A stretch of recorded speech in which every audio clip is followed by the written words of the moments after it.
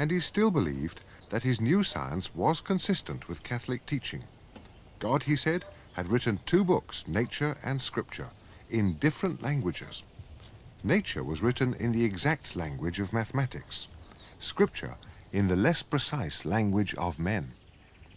I believe that the Holy Bible is often very abstruse and can mean things quite different from what its bare words signify.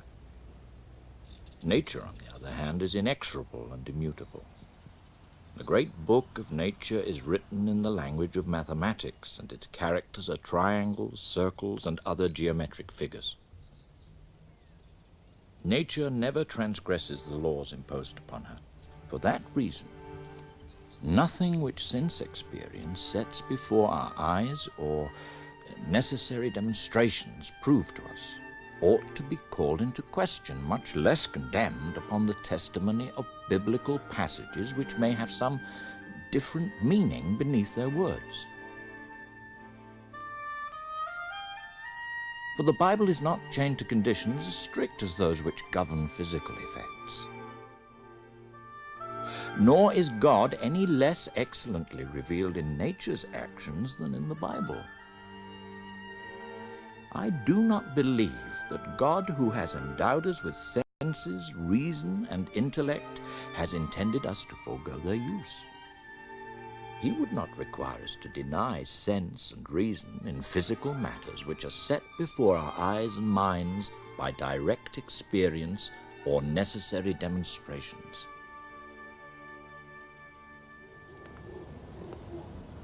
Galileo was a great realist. He thought he could read the book of nature and find in it certain and final truths, just as the church got them from reading scripture. It was a dogmatic age. People pitched their claims high. All Galileo wanted was a nice partition between science and theology that would leave the scientists free to get on with it. And then they'd finish basic science pretty quickly. Well, they got their freedom, but they didn't finish science. On the contrary, it's changed, grown, been transformed at an accelerating rate ever since. In our own century, astronomy has gone through a transformation as profound as that of which Galileo himself was part. Our very concepts of space and time and matter have been transformed. Our instruments can now cover ranges of magnitude in space and time, billions of times greater than before.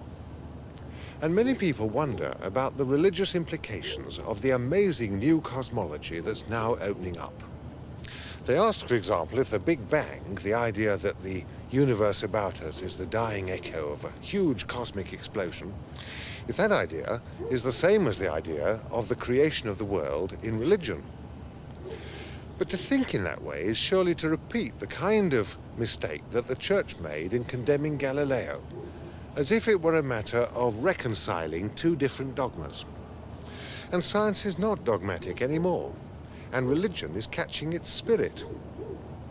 Yesterday's orthodoxy, we see now, is today's heresy. Today's orthodoxy will be laughed at tomorrow. All theories have a limited life. There are no fixed positions anymore. They'll all crumble and be replaced by others. The truth now is not in the fixed positions, it's in the quest